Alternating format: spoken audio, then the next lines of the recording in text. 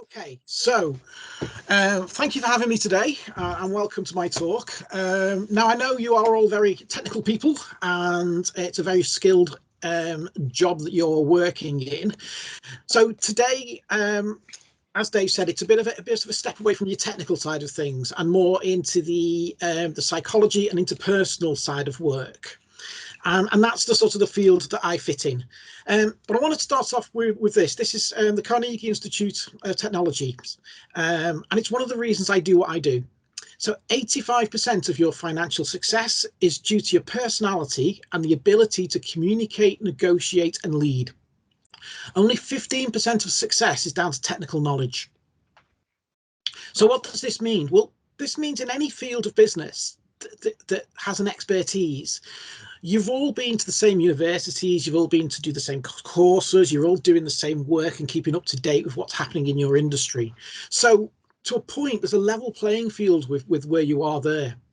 The real success comes from the people who can actually get on with other people and can grow their business, can grow themselves within the business they work for, go into the management, the leadership type of the work. And so what I'm out there trying to do is to help people with that extra little bit to help them with their business. So I'm a business coach and trainer. I work a lot with small businesses, sole traders, teams within larger businesses, but it's all about the psychology side of the work. It's all about what we call emotional intelligence, emotional resilience, and how we help you within what you do. So for most people, their emotional intelligence is more important than their IQ. Okay. And why that is, it's because getting on with people and being able to interact with people is what sets us aside and helps us move up the ladder quicker. It helps us to gain more trust with customers. It helps to gain more loyal customers. It helps to keep the team productive. There's so many interactions and so many ways that being able to understand people really, really works with what you do. And if you've never come across emotional intelligence before, then, it's a subject that I could talk about for the next 2 years with you in sessions. There's a whole host of different things that we could cover and look at. If you haven't, then, do have a look into it. Get onto Google, look up emotional intelligence. Howard Gardner, one of the big people I like, in his books about it. But the areas of intelligence and the skills that are involved in that are really, really interesting. And the more you become aware of that, the more you become aware of how you fit in with other people, the better it is for you within work, within friends, within family, in so many different areas of your life. So each of us has to develop our emotional intelligence skills, and the more you can do that, the better a negotiator you'll be, the better leader, the better manager you will be, the better husband or wife you will be. And this is the key to to what we're trying to do.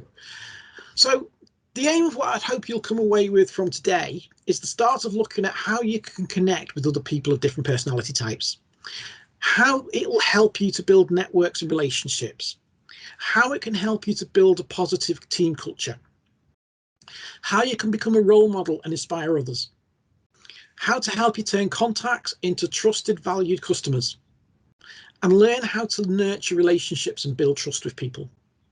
So if any of you like me, you run your own business, or you're in the sales side of the business, or you're a leader, or you're a manager, being able to understand the people around you, being able to connect with the people around you is really, really important.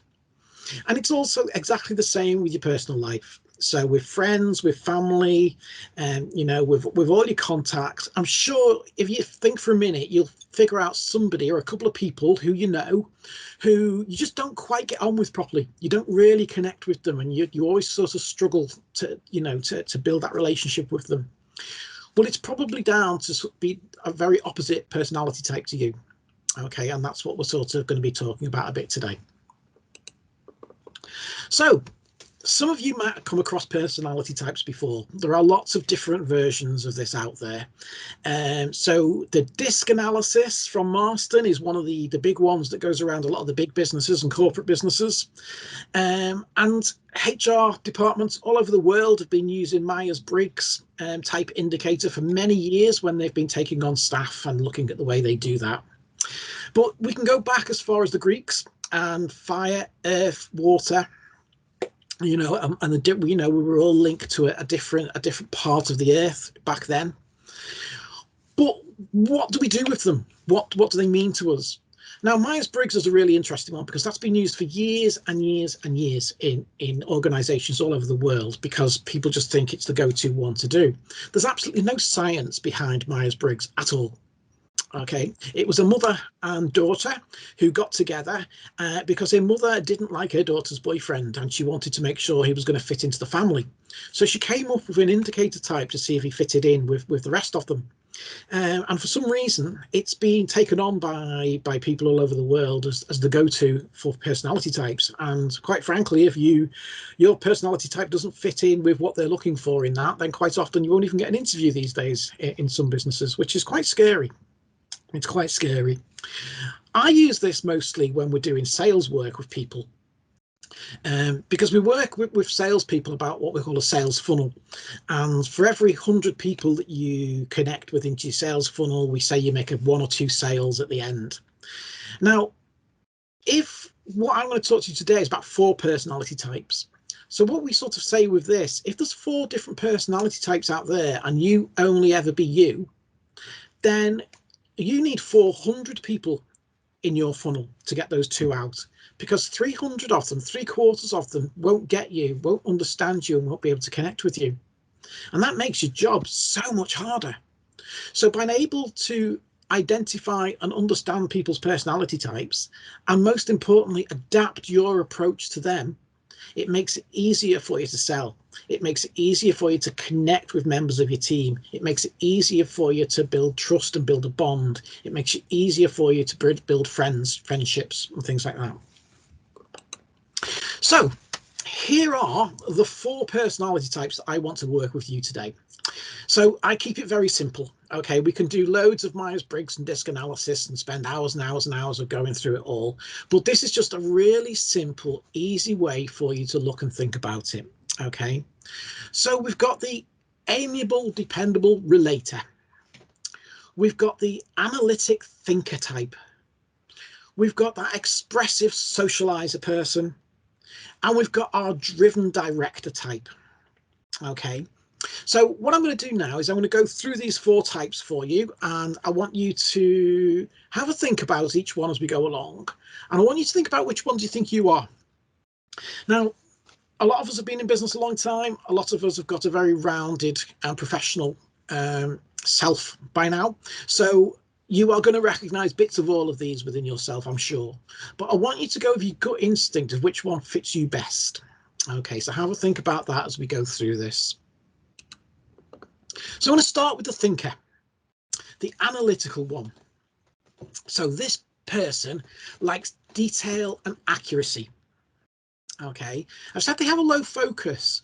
Now, what this means is deadlines and things like that don't really matter to them. What matters to them is getting it right. So as the deadline looms and everyone else is getting ready to send it off and to put it in the post or whatever it is, this person's, well, let me just one moment, just let me have a look at this again. I just want to think about, make sure we've got this right again. And they're doing all this. They'll talk slowly because they think about what they're going to say. They take their time and they'll be very precise with it. So you'll hear them say things like, let me think. Oh, yes, I need time to process this. Oh, yeah, I need time to think about those figures. And you'll see their body language, that you'll see, you know, touching the chin like I'm doing at the moment, or thinking like this. And they're quite an easy personality type to notice, because you'll hear it in their words, you'll see it in their body language, and you'll get the slowness of when they're talking to you. So that's your thinker type. The expressive socializing person. We've always got one of these around as a bit of a tigger. They're an enthusiastic team player. They're a socializer. They need to be around people and they need to feel wanted. They hate detail.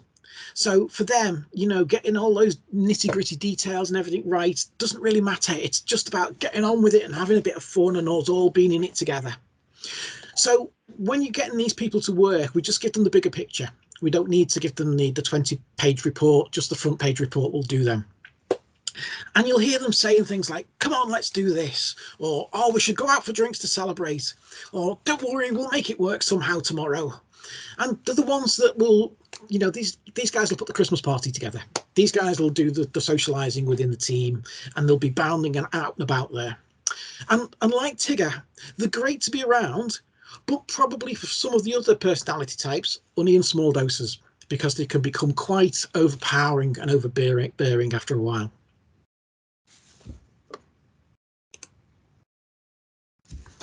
Now our director, the driven one. So these guys are high task, low on people. Now, what do we mean by that? I mean, they get results. So they don't mind hurting a couple of people along the way or damaging a few egos. You know, they're not going to just sit there and pat you on the back. They want to get on with it. They're fast tempo. They want quick decisions. They want clarity, and they want to get to the point. So you're going to hear these guys do things like, let's just get it done. I don't care what it takes. Just do it. Just give me the bullet points and the action. What are we going to take? What are we going to do? And again, you'll see these guys aren't slow speakers. These will speak their mind. They'll speak straight away. They'll speak to the point, but they don't want the waffle. Okay. So like, yeah, the thinker, put these guys with the thinker and whoa, two very, very different people. Put these guys with that expressive person who, you know, when you first go into a meeting might want to talk about the football or Coronation Street last night or talk about what's going on with the team and everything. Directors don't. Directors just want to get to the point, get on with it, bullet points, things like that. And our last one is the relator, and the amiable, dependable one. So they're very people orientated. They don't like surprises. They don't like, you know, anything bad going on in the office or any stressful types of situations. They're sensitive and they need an arm around their shoulder. They want to be loved. They want to know everyone likes them and wants to be there for them. And they don't like being isolated. Now, what you'll find with the relators quite often is these are the ones who are most often to go off with stress or sick, because these guys never say no to anybody. So when they're in an office position, then, you know, people start dumping work on them. Oh, can you just do this for me before the end of the day? Oh, yeah, I'll do that. Even though they've still got tons and tons of work still to do.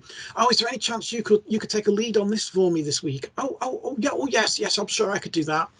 Even though they know they've got loads and loads of other things, 2 deadlines coming today and 1 deadline coming tomorrow. They just won't say no because they want to please and they want to be around. So you're going to hear them say things like, oh, I've got a bit of time, I'll do that. Oh, do you think we should? I don't want to upset anyone in the office. And especially, oh yeah, I'm sorry, it's nearly done. I'll get it to you now. Because they're so snowed under all the time. So yes, they are a bit of a Winnie the Pooh. They're a really nice person that everyone likes and everyone likes to be around, but we do tend to use them a little bit and we do sort of push things onto them a little bit. So that's a very quick overview of our 4 personality types. So our thinkers, our expressives, our directors, and our relators. Okay, so which one are you? So if anyone wants to just come off mute for a couple of seconds and just shout out their name, tell us who they are, and tell us who they think they are on the out of these 4, that would be really interesting. Anybody like to have a go? I can do that, Andy. This is Navdeep here. I think I'm different on different occasions. So sometimes I'm direct. I mean, I think sometimes, most of the times I'm direct. I have to push my boundaries to move towards a bit more expressive, because depending on the team member, I have to see which would they like to discuss anything, or with the game, which are they. If they are direct, they like me, then they will go straight to the business. So depending on the situation and the people around me, but I think maybe more towards the direct, the natural tendency. Okay, so my gut instinct, you've just spoken to me for 30 seconds and you've used the word think over 6 times. Which is very, very, really interesting. Yeah. So yes, we are all going to be a mix of them. It's really interesting to see. So what makes you think you go towards the director? Sorry, just having drink as well after my lunch. I think it's the natural tendency is if there's a task in hand, I will go to a person and then talk to them about it. But learning for a few years, then I don't do that anymore. But if I do my way, then I will just go to the person, talk about it, get to the work, and so on. Mm-hmm. Wouldn't mess around about talking about weekend and everything too much at work. I mean, do sometimes with some people, but not as much as I think it in a normal workplace happens in here. Yeah. Okay, now that's really interesting. Thank you very much for that. Anybody else like to have a go? Come and tell me who you think you are. Come on, somebody must be brave enough to come and have a go. Come on. Yeah, I'm Raven here.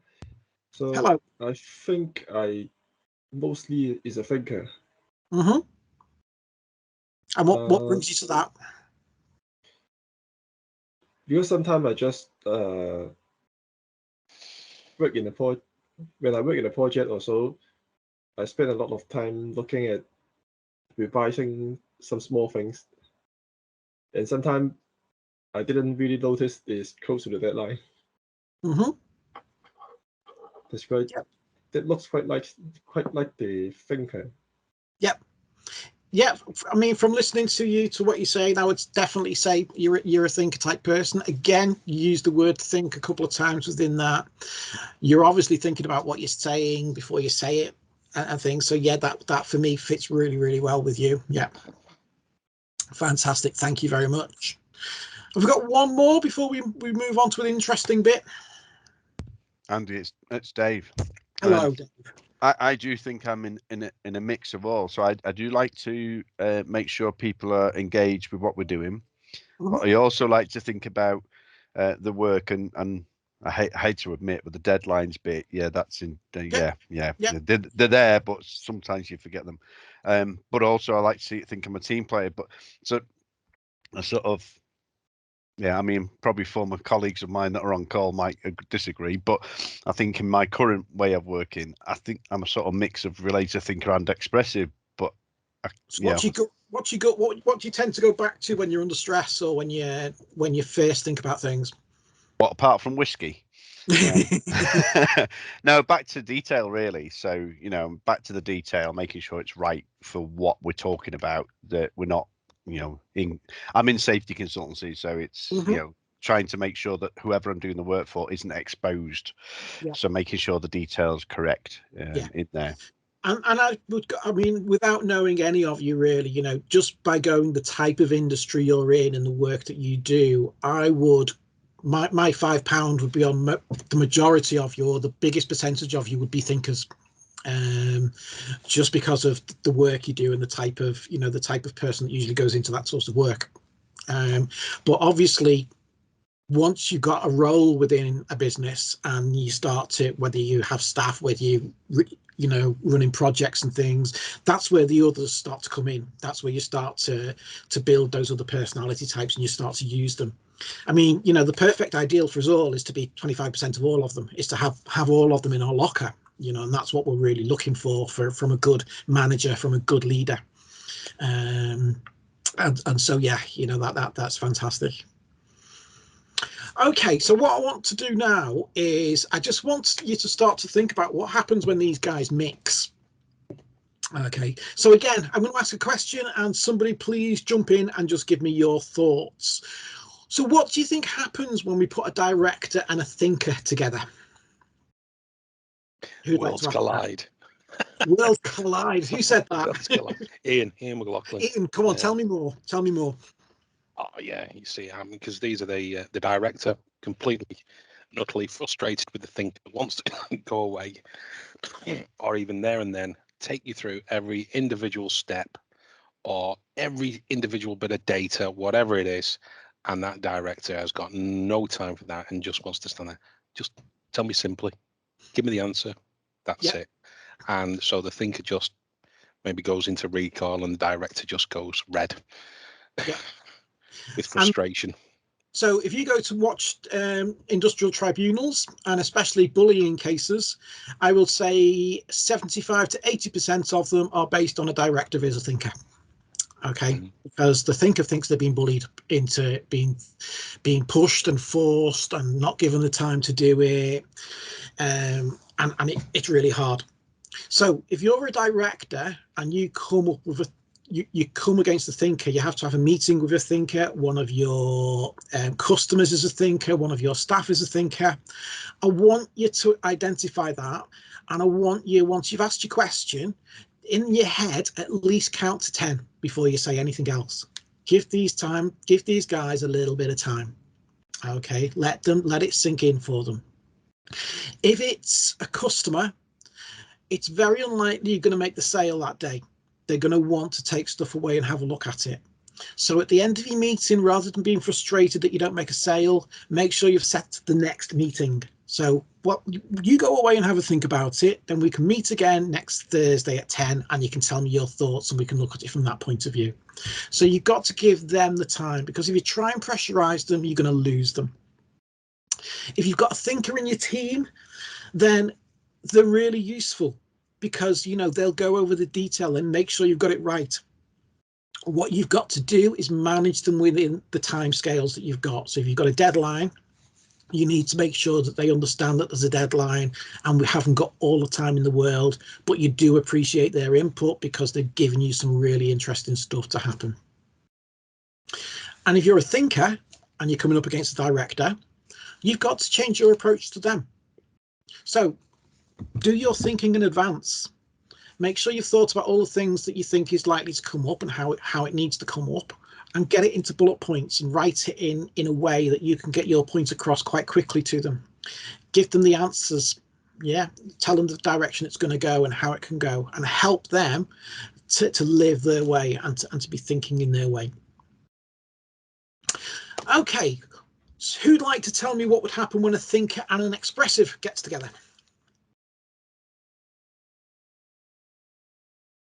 Anyone want to have a crack at that one?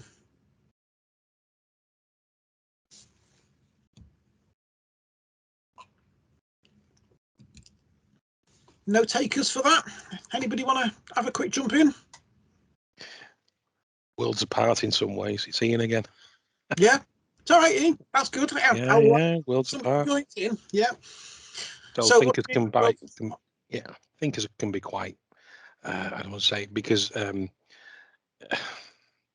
what's the right words? I don't want to say withdrawn, but they're a bit more reserved. That's probably the right word. They're more reserved in coming forward, expressive, no holding back. Straight up at the party. Yeah. So thinkers quite often aren't reserved. They just don't get the chance to speak because everybody else jumps in first. Okay, and so they are often seen as the quiet one, but inside they're often very confident, strong people. And so yeah, what happens with the expressors is they bounce in on everything. So the thinker never gets a chance to talk and never gets a chance to say anything, and gets overpowered very quickly. And will go off with a headache very quickly into a corner after 20 minutes of an expressive, because it's this whirlwind gone on around them. You'll find an expressive will start finishing off the thinker's sentences and will presume they know what the thinker's thinking, even though they don't. So, it can be quite a dangerous get together, that one. If you're an expressive type of person, you often think you're bringing everyone on board with you and you're loving everybody and you're building a team, but you can be an awful lot for some of the others. You can be causing headaches, and you can be overpowering them and jumping all over them like the Tigger does. So you have to think about that. And if you're a thinker, the expressive sitting there the other side of the room, come on, get on with it, tell me what you think, get it out. So again, like with the director, you've got to try and just get it out there a bit quicker, and understand the expressive isn't trying to do you down, isn't trying to hurt you in any way. They just want you to be part of the team. They just don't really know how to let that happen. Okay. And how about our Relator Veers director? How do we reckon that goes on? Let's see if we can have a brave new person to speak this time. There must be somebody else out there by now who wants to have a chat. Come on. Relator Veers director.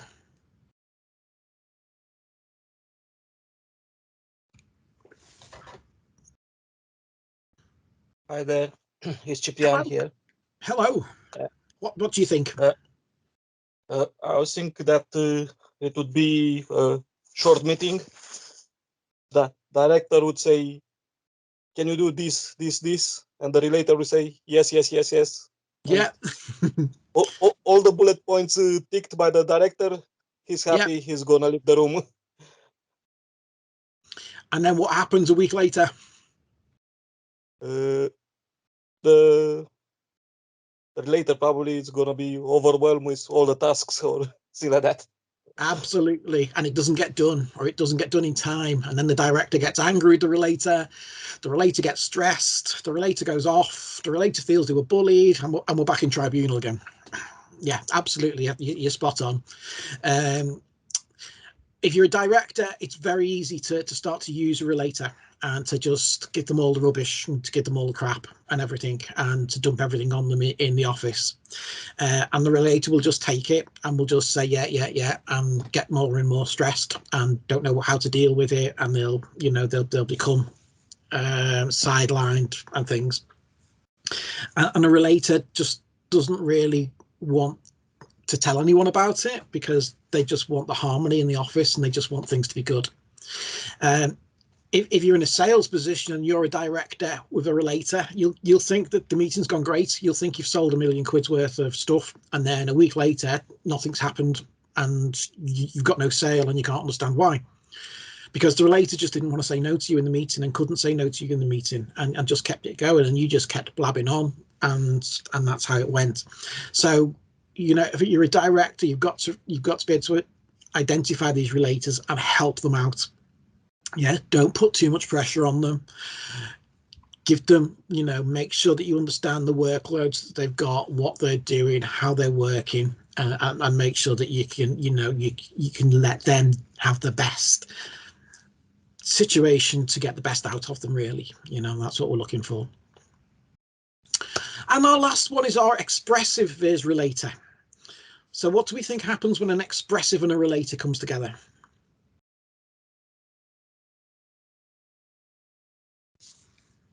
Anybody want to have a go at that one? Hi, Steph here. I think they have a great time, but maybe not a huge amount of work gets done. Okay. What makes you say that? I think the expressive person will just be being bubbly, being sociable, be joining in, and the relator will be going along with that. Yeah. Because they want to keep people happy, but that's not necessarily going to be the most productive. Absolutely. Yeah. Yeah. No one's thinking about the deadline. No one's thinking about the actual detail within it.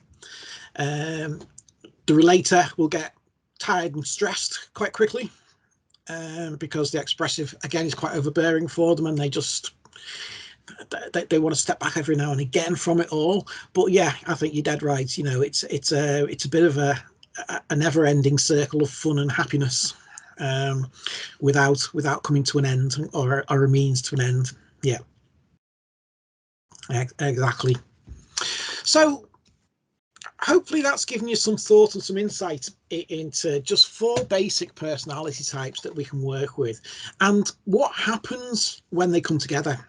So I really want you today is to think about which one do you think you are? Yeah, which one's your gut go-to one? And the one that sort of, that's there in your personality. And think about the people around you within your office, customers, current people you're trying to sell to, maybe people in your office, and people at home as well. And just think about the people who you have a tough time interacting with or you don't quite get on with. And is it because they are a very different type of person to you? And what could you now do about that situation? So is there anything you can do to just work with them a little bit differently to get a better output and a better experience for you both? So if anybody would like to talk any more about this or wants to know more about the sort of coaching and training that I do, then all my details are there. I'm more than happy to have a quick Zoom, Teams meeting or phone call with anybody. If this has brought up any sort of light bulb moment issues or anything, and again, you just want to discuss that, then please feel free. And I also have a free Facebook group called Hive Minds, which is for small business owners and people in business. And there's lots of information and networking and different things that you can do with us on there as well. So I hope you found that really useful today. And again, if there's any questions, I'm sure we can do those in a bit. And I'm just going to come back out and hopefully get back to where we are with you all. So there we go. Thank you very much. And I'll hand back over to Dave.